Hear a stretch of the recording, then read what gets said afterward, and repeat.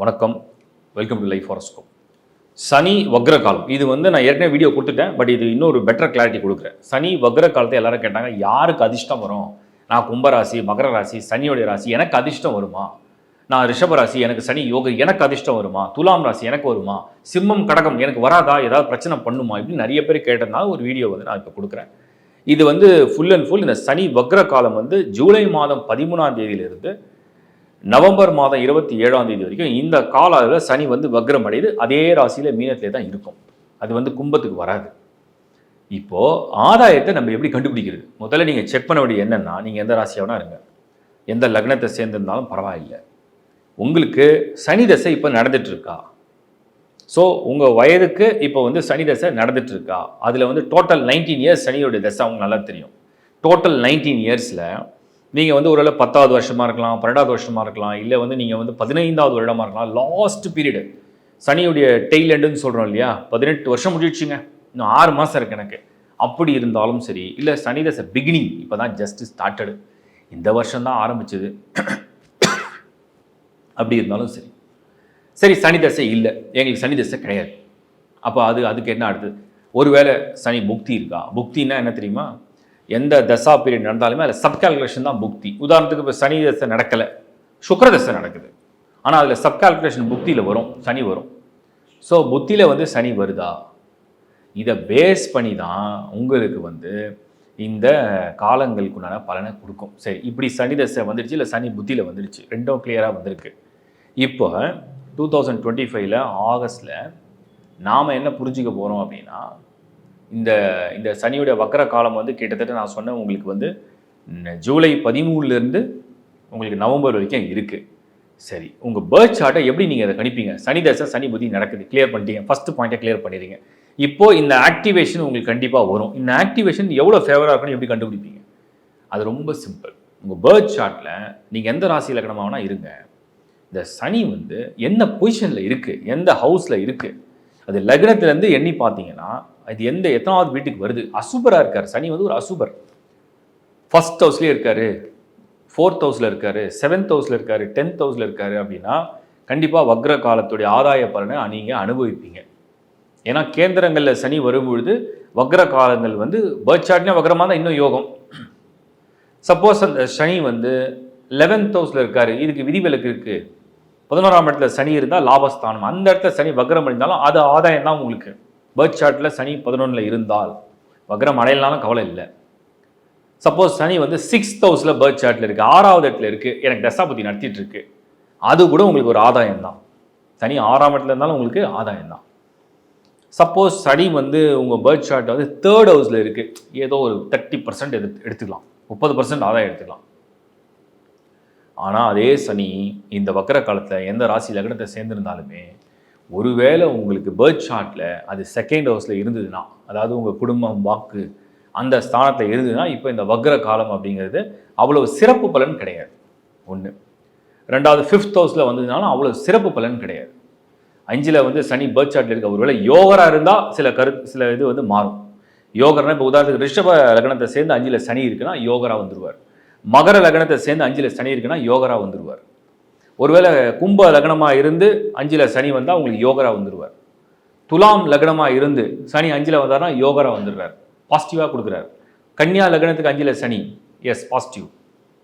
ஆனால் சிம்ம லக்னம், கடக லக்னம், தனுசு, மீனம், மேஷம், விருச்சிகம் இதெல்லாம் பர்த் சார்ட்டில் போய் சனி 5ல் உட்காந்துட்டு இப்போ நடக்கக்கூடிய வக்ரகதியுடைய பலன் பெருசாக எதிர்பார்க்க முடியாது. ஈவன் இந்த லக்னங்கள்லாம் சனி ஃபேவர் பண்ணக்கூடிய பிளானட் தான். பட் பர்த் சார்ட் என்ன பொசிஷன் தான் பார்க்கணும். 8ல் சனி இருக்குது, ஜனன ஜாதகத்தில் 8ல் சனி இருக்குது, அதை எந்த சுபரம் பார்க்கல, அது சுபர் வீட்லேயும் இல்லை, அது எந்த சுபரம் பார்க்கல, சுபர் வீட்லேயும் இல்லை. சனிக்கு அடுத்த வீடு இல்லைன்னா சனிக்கு திரிகோணங்களில் சனிக்கு கேந்திரங்களில் கோள்கள் இல்லை. அப்படி இருந்தாலும் இது பலனை பெருசாக தராது. இதுதான் இப்போ சனி யாருக்கு ஆதாயம் தரட நீங்கள் ரொம்ப சிம்பிளாக ஒரு மேத்தமெட்டிக்கல் கால்குலேஷன் பண்ணலாம்.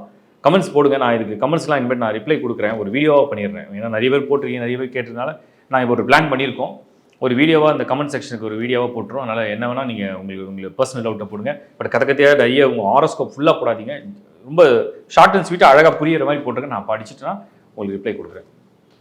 அடுத்து பார்த்தீங்கன்னா இப்போ நான் இன்னும் கிளாரிட்டி கொடுக்குறேன். சனி தசை நடக்குது, சனி புக்தி நடக்குதுன்னா ஒரு கன்ஃபர்மேஷன் வச்சுக்கலாம். பர்த் சார்ட்டில் சனியோட ஸ்கோர் என்ன, வக்ரம் அடைஞ்சிருக்கா வக்ரம் அடையலையா, அவ்வளோதான். வக்ரம் அடைஞ்சிருக்கா இல்லையா அதுக்கு ஒரு தனி ஸ்கோர் வச்சுக்கலாம். கேந்திரத்தில் இருக்கா கோணத்தில் இருக்கா, கேந்திரம்னா 14710, கோணம்னா 159. இப்போ 1 காமனாக வருது, ஒரு குழப்பம் வரும். அது நீங்கள் ரெண்டுத்துக்குமே எடுத்துக்கலாம். சனி வந்து பொதுவாக ஃபஸ்ட் ஹவுஸ் நல்லது இல்லை, பட் ரெண்டுத்துக்குமே எடுத்துக்கலாம். அடுத்து வந்து நான் சொல்கிறது 11th ஹவுஸ் ஒரு விதிவிலக்கு இருக்குது, 3rd ஹவுஸ் ஒரு விதிவிலக்கு இருக்குது, 6th ஹவுஸ் ஒரு விதிவிலக்கு இருக்குது. இந்த 12ஆம் இடம்னு ஒன்று இருக்குது, 12ல் சனி. இது அவ்வளோ விசேஷமான பலனை தரதில்லை. 12ஆம் இடத்துல சனி அவ்வளோ விசேஷமான பலனை தரதில்லை. 8 தரதில்லை. ஸோ ஒருவேளை சிலருக்கு தருது. யாருக்குன்னா அந்த வீடு கொடுத்த அந்த பிளானட், பர்டிகுலர் பிளானட்டாக இருக்கலாம், இல்லைனா அதோட பார்வைகள், அதுலேருந்து வரக்கூடிய பொசிஷன்ஸ்லாம் வந்து மாறும்போது சில பலன்களை கொடுக்குது. ஆனால் பொதுவாகவே 8ல் சனி 12ல் சனி உள்ள சார்ட் நிறைய ரிசர்ச் பண்ணியிருக்கேன். என்ன தான் டாப்பில் போனாலுமே ஒரு இடத்துல பெரிய சர்க்கிள், ஒரு பெரிய அடி இருக்குது. அது 8 12ல் உள்ளவங்களுக்கு உண்டு. அப்போ அதுக்கு நிவர்த்தி இல்லையானா நிவர்த்தி இருக்குது. 8னா பிறருடைய வாழ்க்கையை சுமக்கிறது, நம்ம சுமக்க தவறும் போது தான் அது வந்து மிஸ் பண்ணணும். 12 அப்படிங்கிறத நம்ம மற்றவங்களுக்காக வாழ்வது, அர்ப்பணிப்பது. ஸோ இது கான்செப்டை தான் இந்த வந்து ஏன் இந்த வீடியோ பண்ணேன்னா, உங்களுக்கு நிறைய பேர் வக்ரகதியில் யாருக்கு உண்மையிலேயே ஆதாயம் கிடைக்கும்னு கேட்டதுனால ஒரு கிளாரிட்டியை நான் கொடுத்துருக்கேன். இது உங்கள் ஜனன ஜாதகத்தோட கம்பேர் பண்ணி புரிஞ்சிக்க பாருங்கள். தேங்க்யூ. லைஃப் ஹாரோஸ்கோப்பில் ஏகப்பட்ட சர்வீஸ் வந்து தொடர்ந்து ஆட் பண்ணிட்டு தான் இருக்கும். அந்த சர்வீஸில் வந்து நாங்கள் ஒரு டீமாக தான் ஒர்க் பண்ணுறோம். எங்கள் டீமில் வந்து ஆஸ்ட்ராலஜிஸ்ட் நிறைய பேர் இருக்காங்க. நான் வந்து மெயினாக உங்களுக்கு வந்து இந்த வீடியோஸை ப்ரெசென்ட் பண்ணுறேன். ஸோ என்னால் முடிஞ்ச அளவுக்கு ஒவ்வொரு மாதமும் நான் வந்து அனலைஸ் பண்ணிகிட்டே தான் இருக்கேன். ட்ரான்ஸ்லேஷனை அப்சர்வ் பண்ணுறேன். அதில் உள்ள முக்கியமான ஈவெண்ட்ஸ் என்ன நடக்க போகுது, உலகளாவிய பலன்கள் எப்படி இருக்கும், எல்லாமே நான் அனலைஸ் பண்ணி தான் கொடுத்துட்டுருக்கேன். இண்டிவிஜுவலுக்கு வந்து ராசி மட்டும் இல்லாமல் லக்னத்தையும் கம்பைன் பண்ணி கொடுக்குறேன். ஒரு டஃபஸ்ட்டு ஜாப் நான் ஃபேஸ் பண்ணுறது இந்த ராசி லக்னம் காம்போ தான். இருந்தாலும் என்னால் முடிஞ்ச அளவுக்கு அதை ரிசர்ச் பண்ணி கொடுத்துட்டு தான் இருக்கேன். எந்த டிரான்சிட் நடந்தாலுமே அட்வான்ஸாக, இப்போ சனி பயிற்சி நடந்தால் 3 months to 6 months அட்வான்ஸாகவே அதை பிளான் பண்ணி கொடுத்துரும். குரு பயிற்சிக்கும் மினிமம் 3 months உங்களுக்கு அட்வான்ஸாக தான் கொடுக்கும். ஏன்னா உங்களோட பிளான் என்னன்றதை நீங்கள் முன்னாடி தெரிஞ்சிக்கலாம் அப்படின்னு சொல்லிட்டு. அது மட்டும் இல்லாமல் இண்டிவிஜுவல் ஹாரோஸ்கோப் கன்சல்டேஷன் சர்வீஸும் தொடர்ந்து கொடுத்துட்டு தான் இருக்கும். எங்கள் டீமில் உள்ள ஆஸ்ட்ராலஜிஸ்டும் பெஸ்ட்டாக அவங்களால முடிஞ்சதாக அவங்க பண்ணிட்டு தான் இருக்காங்க. இந்த சர்வீஸ்லாம் யூஸ் பண்ணிங்க. வாஸ்து சம்மந்தப்பட்ட டவுட்டை நிறைய பேர் கேட்டிருக்கீங்க. அதுக்கும் வந்து நிறைய வீடியோ லேர்ன் வாஸ்து அப்படிங்கிற டைட்டிலில் ஏகப்பட்ட வீடியோஸ் பண்ணியிருக்கேன். நீங்கள் யாருமே வாஸ்து கன்சல்ட் பண்ண வேண்டிய அவசியம் கூட கிடையாது. அதுக்கு மேலே டவுட் வந்தால் பண்ணலாம். பட் நீங்கள் அந்த வீடியோ பார்த்தாலே அழகாக எப்படி வீடு மேப் பண்ணலாம், எப்படி நீங்கள் கன்ஸ்ட்ரக்ட் பண்ணலான்றது ஐடியா கிளியராக கொடுத்துருக்கோம். ப்ளஸ் வந்து ஒரு ஃப்ளாட் வாங்க போகிறீங்க, புக் பண்ண போகிறீங்க. ஃப்ளாட்லாம் 100% வாஸ்து பண்ண முடியாது. பட் முடிஞ்சளவுக்கு அவங்க இப்போலாம் நிறைய வாஸ்து கம்பெனிஸ்லாம் பார்த்து தான் பண்ணுறாங்க. இருந்தாலும் அதில் வந்து எந்த மாதிரி என்ட்ரன்ஸ் உங்களுக்கு மேட்ச் ஆகும், உங்கள் ராசிக்கு எந்த மாதிரி என்ட்ரன்ஸ் மேட்ச் ஆகும் ஃபஸ்ட்டு நீங்கள் பார்க்க வேண்டியது. அந்த ஃப்ளாட்டோட நம்பர் நீங்கள் என்னன்றதை பார்க்க வேண்டியது. ரூம்ஸில் வந்து மெயினாக நீங்கள் பார்க்குறது என்ட்ரன்ஸ் நான் சொன்னேன், பூஜை ரூம் ரொம்ப முக்கியம், கிச்சன், பெட்ரூம், மாஸ்டர் பெட்ரூம், பூஜை ரூம் அண்ட் கிச்சன், பாத்ரூம். இது கரெக்டாக வந்துட்டாலே சூப்பர். மீதி வந்து சப்போஸ் செகண்ட் பெட்ரூம் ஒரு ஆப்ஷன் கொஞ்சம் தப்பாக வருது, பரவாயில்ல. ஸ்டடி ரூம் கொஞ்சம் சரியாக வரல, பரவாயில்ல. ஸ்டோர் ரூம் தப்பாக வருது, அதெல்லாம் கூட பரவாயில்ல, காம்ப்ரமைஸ் பண்ணிக்கலாம். ஸ்டேர்ஸ் அதே மாதிரி பிரம்மஸ்தானம் சொல்கிற வீட்டுடைய சென்டர் பார்ட் கரெக்டாக. இது வாஸ்துவில். நியூமராலஜி, ஒரு நியூபார்ன் குழந்தை இல்லைனா வந்து உங்களுக்கு வந்து ஏஜில் வந்து ஒரு சின்ன சேஞ்சஸ் பண்ணணும்னு நினைக்கிறீங்க. உங்களுக்கு அது வந்து அந்த விதியில் நல்லபடியாக அந்த சேஞ்சஸ் கொடுக்கணும், அது கண்டிப்பாக கொடுக்கும். உங்களுக்கு எதில் பண்ணாலுமே கொடுக்காது, அது ஒன்றும் பண்ண முடியாது. பட் அந்த மாதிரி நியூமராலஜி வீடியோ நிறைய கொடுத்துருக்கேன். ஜஸ்ட் பாருங்கள், செல்ஃபாகவே கரெக்ட் பண்ணிங்க. அது எல்லாமே அந்த கால்குலேஷனும் கொடுத்துருக்கேன், செல்ஃபாகவே நீங்கள் கரெக்ட் பண்ணிக்கலாம். அடுத்தது நம்ம சொல்கிறது வந்து ஆஸ்ட்ராலஜி வந்து தொடர்ந்து பார்த்தீங்கன்னா உங்களுக்கு என்ன நடக்குது, உங்கள் ராசி என்ன, உங்கள் லக்னம் என்ன, உங்கள் ஸ்டார் என்ன, உங்கள் தசாபுத்தி என்ன மாதிரி லைஃப் போக போகுது அப்படிங்கிறத க்ளீனாக கண்டுபிடிக்கலாம். தசை வந்து கிளியராக பிக்சர் கொடுத்துரும், இப்படி தான் லைஃப் போக போகுதுன்னு ஒரு கிளியராக பிக்சர் கொடுத்துரும். அது ஹெல்த்லியா என்னன்னு சொல்லிட்டு ட்ரான்சிஷனில் மந்த்லி ட்ரான்சிஷன் ஈஸியாக நீங்கள் அப்சர்வ் பண்ணி அதை புரிஞ்சுக்கவும் முடியும். ஸோ இது டோட்டலாக நீங்கள் கம்பைன் பண்ணி பார்த்தீங்கன்னா புரியும். எதுக்கு தான் சர்வீஸ் ஆட் பண்ணிட்டே இருக்கோம், www.lifehoroscope.in. அண்ட் இந்த ஒரு வெப்சைட் மட்டும் தான் எங்களோடது. டிஸ்பிளேல தெரியிற நம்பர்ஸ் மட்டும் தான் எங்களோட டீமோட நம்பர்ஸ்.